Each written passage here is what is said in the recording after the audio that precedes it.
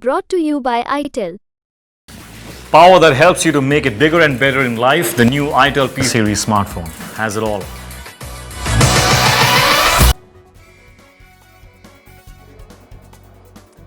नमस्कार, चुनावी श्रृंखला में आपका स्वागत है। मैं हूं आपके साथ अर्पिता आर्य। हम एक बार फिर हाजिर हैं आईपीएल का डबल डोज लेकर, जहां सियासत की खबरों में लगता है क्रिकेट का तड़का। बताएंगे आज आपको कि कैसे दिल्ली के कैप्टन के खिलाफ ईडी ने करारी बाउंसर मारी। शुक्रिया अर्पिता। नमस्कार, मैं हूं विक्रांत गुप्ता। सियासत का खेल जितना रोमांचक है उतना ही रोमांचक फिलहाल अर्पिता आईपीएल का खेल चल रहा है। अब तक हम देख रहे थे कि आईपीएल में बल्लेबाजों की चल रही थी चौके छक्कों की बरसात, लेकिन कल रात गेंदबाजों ने कहर बरपाया। दिल्ली ने बड़ी जबरदस्त वापसी की है और गुजरात जैसी टीम को उन्होंने जिस तरह हराया और आगे ये कहानी कैसे उलझती जा रही है वो सब बातों पर भी चर्चा हो और कौन कौन आमने सामने वो भी बताएंगे। लेकिन चलिए विक्रांत, राजनीति के मैदान से शुरू करते हैं और इस खेल को बताते हैं कि दिल्ली के पिच पर कौन सी सियासत पनप रही है और कैसे ईडी ने दिल्ली के कैप्टन के खिलाफ दरअसल अब जोरदार बाउंसर मारी।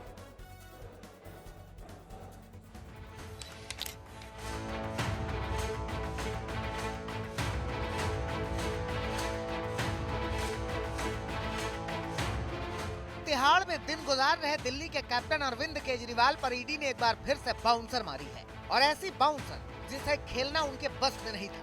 दरअसल अरविंद केजरीवाल के वकील ने कोर्ट में याचिका दायर करके केजरीवाल के डॉक्टर से वीडियो कॉन्फ्रेंसिंग के जरिए मेडिकल कंसल्टेशन लेने की मांग की थी। उन्होंने तर्क दिया था कि केजरीवाल टाइप 2 डायबिटीज के मरीज हैं और उनका ब्लड शुगर लेवल ऊपर नीचे होता रहता है। लेकिन कोर्ट में ही ईडी ने जो बाउंसर मारी उसने केजरीवाल को झटका दे दिया। ईडी ने कहा अरविंद केजरीवाल जानबूझकर जेल में मीठा खा रहे हैं ताकि उनका शुगर लेवल बढ़ जाए। अरविंद केजरीवाल जेल में रोज आलू पूड़ी, आम और मिठाई खा रहे हैं। Diet chart has been placed before the court. The diet chart had mangoes and sweets. We placed before the court. Regularly consuming sweet foods which is not permitted for any diabetes patient. I don't want to make any further comments. Matter is pending before the court. ED की दलील के बाद केजरीवाल के वकील ने आपत्ति उठाई और ये कहकर याचिका वापस ले ली कि इसे वो नए सिरे से दाखिल करेंगे। This is an issue made by ED so that this home cooked food also should be stopped. This concerns the health. We are very concerned, and whatever he is taking is as per the doctor's prescription. Otherwise, the matter is sub judice. We don't want. Sir, ED's counsel was saying that he is having mango sweets and tea with sugar in the prison. Is that correct? Whatever he is having is as per the doctor's prescribed diet. I don't want to say anything much. मगर इसी मसले पर BJP के players को बड़े shot खेलने का मौका मिल गया। बीजेपी के खिलाड़ी आरोप लगा रहे हैं कि जमानत के लिए अरविंद केजरीवाल किसी भी हद तक जा रहे हैं। बेल लेने के लिए आप अपना शुगर लेवल खराब करेंगे, बेल लेने के लिए आप जानबूझकर मीठा खाएंगे, तो ये एक तरह से मुझे लगता है कि राजनीति के लिए भी और मानवता के लिए भी बहुत निंदनीय है, क्योंकि इतने नीचे तक आदमी अगर सोचेगा कि अपनी सेहत के साथ भी खिलवाड़ करेगा कि मुझे जेल से बाहर निकालना है। बीजेपी के प्लेयर्स अरविंद केजरीवाल की गेंदों पर हुक, पुल और कवर ड्राइव खेल रहे हैं। आज से पहले आपने यह तो सुना होगा कि हार्डकोर क्रिमिनल्स जो होते हैं वो जेल से बाहर निकलने के लिए ऐसी मोडस ऑपरेंडी इस्तेमाल करते हैं। अरविंद केजरीवाल एक सिटिंग चीफ मिनिस्टर हैं और अपने आप को ईमानदार बताते हैं, लेकिन इस हद तक क्रिमिनल माइंडेड हैं कि जेल से बाहर निकलने के लिए ऐसे वो घोटाले कर रहे हैं। मगर आम आदमी पार्टी के प्लेयर्स भी कम नहीं हैं, वो भी मनमाफिक छक्के जड़ रहे हैं। अनरिलायड अपॉन डॉक्यूमेंट छिपा के क्यों रखा है? उन 20,000 पन्नों को दिखाओ, देश की जनता जानना चाहती है। माननीय अदालत के सामने रखिए। आप थोड़ी तय करेंगे कौन दोषी है कौन नहीं है। आपकी जिम्मेदारी है जांच करो और सारे कागजात और तथ्य माननीय न्यायालय के सामने रखो। अगर तुम न्यायालय के सामने 20,000 पन्ने नहीं रख रहे हो, इसका मतलब आपके मन में खोट है और आप सच सामने लाना नहीं चाहते। दिल्ली का खेल दिलचस्प होता जा रहा है। दिल्ली के कैप्टन जेल में हैं और जेल से ही वो कप्तानी कर रहे हैं, जबकि उनकी गैर मौजूदगी में उनके खिलाड़ी बीजेपी के खिलाफ फील्डिंग भी सजा रहे हैं और यॉर्कर भी जमा रहे हैं। आज तक ब्यूरो। कमाल है अर्पिता, सियासत कितनी गजब है ना। कुछ भी मुद्दा बन सकता है। हालांकि क्रिकेट में कई बार खिलाड़ियों की फिटनेस, खासकर बढ़ते वजन पर हम सबकी नजर रहती है, लेकिन ये तब होता है जब प्रदर्शन थोड़ा गड़बड़ होने लगता है। बिल्कुल। और देखिए, सियासत सिर्फ खान पान का ही नहीं बल्कि भाषा की मर्यादा पर भी चुनाव लड़े जाते हैं और जीते जाते हैं। इस वक्त बिहार में एक वीडियो वायरल हो रहा है जिसमें जनता के बीच कोई शख्स चिराग पासवान पर अभद्र टिप्पणी कर रहा है, जिसे लेकर अब जबरदस्त जुबानी बाउंसर्स मारे जा रहे हैं।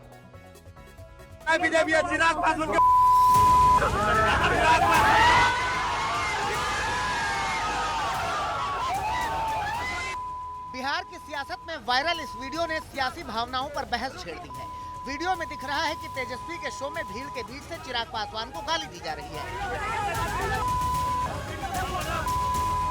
मंच पर कुछ लोग शख्स को चुप रहने के लिए बोल रहे हैं, लेकिन भीड़ से गालियों का यह सिलसिला जारी रहता है। वीडियो वायरल हुआ तो बिहार की सियासत में संग्राम मच गया। तेजस्वी कह रहे हैं कि उन्होंने सुना नहीं, तो वहीं चिराग पासवान आरजेडी की सियासी मंशा पर सवालों के बाउंसर मार रहे हैं। अगर ऐसी कोई बात होती है तो ये चीज टॉलरेट नहीं की जाती है, पहली बात है ना। हमको इसकी कोई जानकारी नहीं है। उन्होंने प्रेस कॉन्फ्रेंस किया और एक वीडियो डाला है जो जनता के बीच, मतलब मंच के नीचे जब हम भाषण दे रहे थे, तब हम तो अपना भाषण दे रहे हैं, है ना।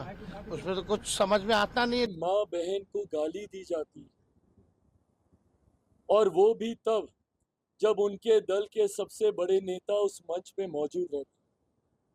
तकलीफ मुझे इस बात की भी है कि उस मंच पे मेरा छोटा भाई तेजस्वी मौजूद थे। माँ सिर्फ वो मेरी ही नहीं, उनकी भी है। मैं अगर तेजस्वी जी की जगह होता और कोई उनके परिवार को ऐसे गाली देता, मैं मुंह तोड़ जवाब देता। अब वीडियो की सियासत को लेकर टीम रेफरी यानी चुनाव आयोग तक पहुंची है, जहां मामले में एफआईआर की मांग भी की गई है। स्वर्गीय रामविलास पासवान जी के पत्नी को और श्री चिराग पासवान जी की माता जी को जिस तरह गाली गलौज राष्ट्रीय जनता दल के द्वारा किया जा रहा है, यह अशोभनीय है, दुख है, पीड़ादायक है और जरूर कार्रवाई होगी। चुन कर कार्रवाई होगी, इतना कंफर्म करता हूं। एक भी व्यक्ति जो गाली देने वाले लोग हैं उसको बचने नहीं छोड़ा। देखिए, दुखद दुर्भाग्यपूर्ण है और राजनीति का इस स्तर पर जाना उनके मानसिकता और संस्कार को दर्शाता है। और ऐसे मानसिकता के जंगल राज लाने वाले लोग ये अब गुंडा राज के और गुंडा की भाषा में गुंडई की बात करवाते हैं। अभी तेजस्वी का विवाद खत्म भी नहीं हुआ था कि सारण में लालू प्रसाद यादव की बेटी रोहिणी आचार्य ने बीजेपी उम्मीदवार राजीव प्रताप रूढ़ी को बेवकूफ कह दिया। बेवकूफ़ी आदमी है जो बार बार भाग जाता है, बस खाली 5 साल में एक बार आता चेहरा चमकाने के लिए। हाँ, ये आशीर्वाद प्यार छोड़ करके कोई बेवकूफ़ी आदमी होगा ना जो भागता होगा। बच्चों को जिनको आदत नहीं है धूप में और इतना घूमने का, तो चिड़चिड़ाहट तो हो ही ना जाएगा। अब आप लोग भी इतना कठिन सवाल पूछ देते हैं तो इतना भर तो माफ किया जाता है। बहरहाल सियासी खेल भावना का सवाल है। चुनावी मैदान में अब जुबानी बाउंसर पर हर कोई नो बॉल की अपील कर रहा है। आज तक ब्यूरो। देखिए, खेल हो या सियासत हो, मर्यादा अर्पिता हमेशा रखनी चाहिए और इस मर्यादा में दर्शक भी शामिल हैं। अब देखिए, इस बार दर्शकों ने कैसे हार्दिक पांड्या को टारगेट किया, जबरदस्त शूटिंग हुई, कई बार शब्दों की मर्यादा लांघ गई। सीनियर खिलाड़ियों को आगे आना पड़ा और दर्शकों को कहना पड़ा कि बस यार ये सब मत करो। तो देखिए, बात सिर्फ दर्शकों की ही नहीं है, चीटाकशी में नेताओं की भी कमी नहीं है। ऐसे कई नेता मिलेंगे आपको। अब मंडी की लड़ाई ले लीजिए। पहले कंगना ने छोटा पप्पू कहकर विक्रमादित्य पर हमला किया, तो इस बार मेंढक की एंट्री हो चुकी है। उन्होंने पूछा कि आप मुझे बताइए कि आपकी मैं क्या सहायता कर सकता हूँ, लेकिन जब जनसाधारण ने उनको बताने की कोशिश की कि भाई हमारे ये काम करवा दीजिए चीफ मिनिस्टर जी को बोलकर, तो उन्होंने कहा कि मैं क्या कोई डाकिया हूँ।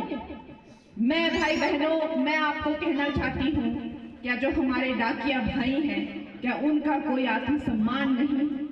क्या वो रोज काम करके, रोज मेहनत करके अपने बीवी बच्चों को घर नहीं पाल रहे? डाकिया होना तो एक बहुत ही सम्मान की बात है। मैं आपको कहती हूँ कि मैं आपका डाकिया हूँ और मेरा क्या काम होगा यहाँ पर? किस लिए मुझे भेजा है यहाँ पर? मैं आपका डाकिया हूँ और मैं आपकी डाकिया बनकर ही रहूंगी और एक अच्छा डाकिया बनकर आपको दिखाऊंगी। मैडम और कल चले जाएंगी, बरसाती मेंढक है, तो इनको मैं क्या बोल सकता हूँ, इनको तो हम अपनी शुभकामनाएं हैं। अब बेचारी अब आजकल उनकी फिल्में अच्छी नहीं चल रही है बॉम्बे में, तो इसलिए यहाँ पे थोड़े दिन जो है आई हैं, अलग अलग वेशभूषा में पहन के। अभी भरमौर गई थी, वहाँ की वेशभूषा पहन ली, मनाली गई थी, वहाँ की वेशभूषा पहन ली। तो हम उनका सम्मान करते हैं, मगर वो ऐसा लग रहा है कि वो यहाँ पे कोई फिल्म की शूटिंग के लिए आई है। तो अच्छा है, आजकल मौसम भी बढ़िया है प्रदेश के अंदर। अब देखिए अर्पिता, जिस तरह कंगना आउट होने के डर को एक तरफ फेंककर ताबड़तोड़ शॉट्स लगा रही है, वैसे ही रोहित शर्मा खतरनाक से खतरनाक तेज गेंदबाजों की शॉर्ट पिच पर हुक और पुल शॉट के लिए मशहूर है। लेकिन एक पॉडकास्ट में माइकल वॉन की गुगली पर मैं आपको रोक रही हूँ, जानना चाह रही हूँ, क्योंकि एडम गिलक्रिस्ट ने जब उन्हें स्टंप आउट किया तो क्या वहां पे स्थितियां बनी, वो बताइए मुझे। स्टंप आउट तो वो होते नहीं है ना। अच्छा, उन्होंने आगे बढ़े और सीधा साइड स्क्रीन के पार गेंद। दरअसल दोनों ने, मतलब माइकल वॉन ने और एडम गिलक्रिस्ट ने रोहित से भारत पाकिस्तान टेस्ट सीरीज को लेकर सवाल पूछे। और आप जानती हैं कि भारत और पाकिस्तान सिर्फ आईसीसी के टूर्नामेंट्स में खेलते, बायलैटरल क्रिकेट तो खेलते नहीं। रोहित ने यह कहा कि भाई इंडिया और पाकिस्तान की सीरीज हो सकती है, उन्होंने सीरीज की हिमायत की। उन्होंने कहा कि अगर तीसरा देश यानी कि न्यूट्रल वेन्यू में सीरीज हो तो ये क्रिकेट के लिए अच्छा है। उन्होंने तर्क ये दिया कि जब आईसीसी टूर्नामेंट्स में दोनों टीमें यानी कि इंडिया पाकिस्तान एक दूसरे के आमने सामने होती है तो फिर टेस्ट सीरीज खेलने में हर्ज क्या है। रोहित ने यह भी साफ किया कि वो सिर्फ एक क्रिकेटिंग पॉइंट ऑफ व्यू से अपना मत रख रहे हैं, क्योंकि अर्पिता ये भारत की सरकार का मत है कि भारत और पाकिस्तान बायलैटरल क्रिकेट नहीं खेलेंगे, तो रोहित सरकार के खिलाफ नहीं जा सकते। और इंडिया पाकिस्तान टेस्ट सीरीज की हिमायत कर रहे रोहित ने कहीं बरी के छत्ते में हाथ तो नहीं डाल दिया, विक्रांत ये भी जरा बताइए। देखिए, अब रोहित ना दिल की बात सामने ले आते, तो इसीलिए मैंने कहा कि आमतौर पर क्योंकि भारत की सरकार का 2008 से ये मत है कि हम इंडिया और पाकिस्तान बायलैटरल क्रिकेट नहीं खेलेंगे, तो मुझे भी थोड़ी हैरानी हुई जब रोहित ने ये कहा। लेकिन आप जानती हैं कि वो परवाह कम करते हैं, क्योंकि वो इन चीज़ों की परवाह नहीं करते, वो अपने ऊपर इतना दबाव नहीं लेता। रोहित ने वैसे वर्ल्ड कप को लेकर भी दिग्गजों के सवालों के जवाब दिए हैं। उन्होंने कहा कि जिस तरह दिनेश कार्तिक खेल रहे हैं, उनसे वर्ल्ड कप को लेकर बात की जा सकती है। हालांकि उन्होंने मजाक में कहा, उन्होंने कहा कि धोनी से तो बात कर नहीं सकते, चलो दिनेश कार्तिक से करने की कोशिश करते हैं। लेकिन रोहित ने यह साफ किया कि ऋषभ पंत उन्हें बहुत पसंद है।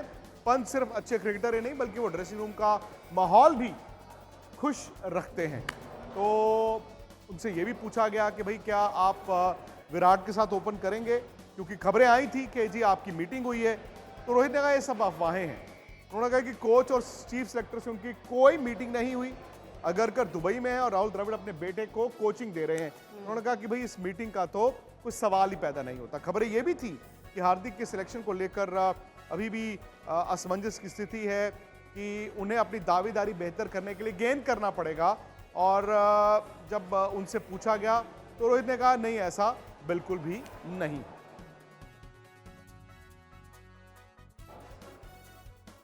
वैसे इस आईपीएल में अभी तक दबी सी दिख रही दिल्ली ने गुजरात पर कल रात अर्पिता सुपर स्ट्राइक किया। दिल्ली के गेंदबाजों ने इस कदर गदर मचाया कि शुभमन गिल की टीम सिर्फ 89 रनों पर आउट हो गई। और ये मैच दरअसल सबसे अच्छी बात ये थी दिल्ली के लिए, वो जीते भी और उनका नेट रन रेट भी जो है काफ़ी इंप्रूव हो गया।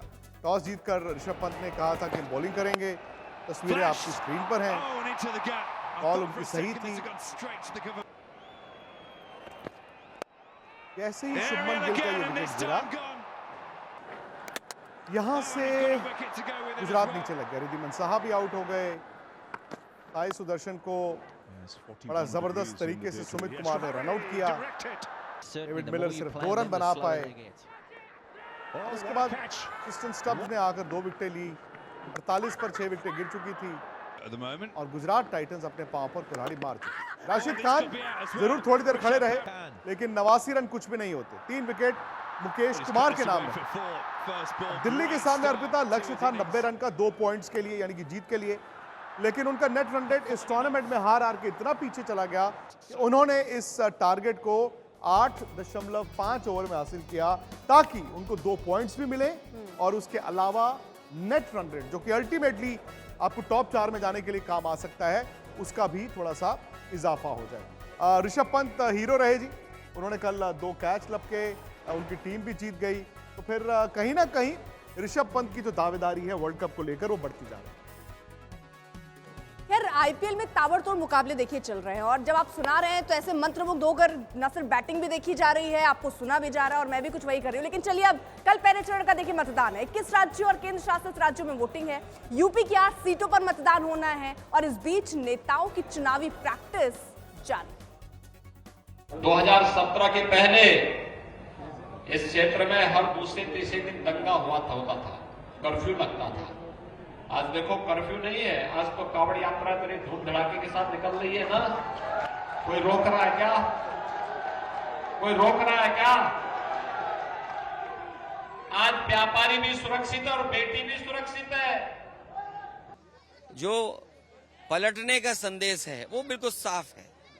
इस बार जनता ने मन बना लिया है कि इनको पहले ही चरण में पलट देंगे। पलटने की शुरुआत हो गई है पहले चरण से। जो पश्चिम की शुरुआत है वो आखिरी गाजीपुर बलिया तक यही हवा चलेगी। अर्पिता, कल बड़ा दिन है, कल पहला चरण है, मतदान होगा और आप भी जरूर कीजिए। अर्पिता स्टूडियोज में रहेंगी और मैं अब जबकि आप घर जा रही हैं तो अपने स्पोर्ट्स तक के स्टूडियो में जाऊंगा, क्योंकि आज मेरी टीम यानी कि पंजाब का मुकाबला है मेरी एक और टीम यानी कि मुंबई इंडियंस की।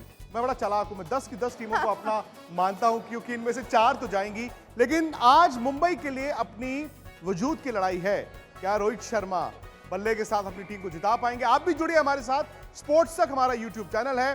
जब पहली पारी खत्म होगी यानी कि मुंबई की बैटिंग खत्म होगी, आप रहें हमारे साथ और मैच के बाद भी जश्न हमारे यहीं पर मनाया जाएगा। और कल मनाइएगा जश्न लोकसभा का। देखिए चुनाव जो है, मतदान की प्रक्रिया कल से शुरू होगी। पहले चरण का मतदान है, आज तक भी आप देखिएगा। मैच से जुड़े आपके हर सवाल का हम देंगे जवाब। जानने के लिए हर update, live analysis, special interviews, download कीजिए स्पोर्ट्स तक ऐप।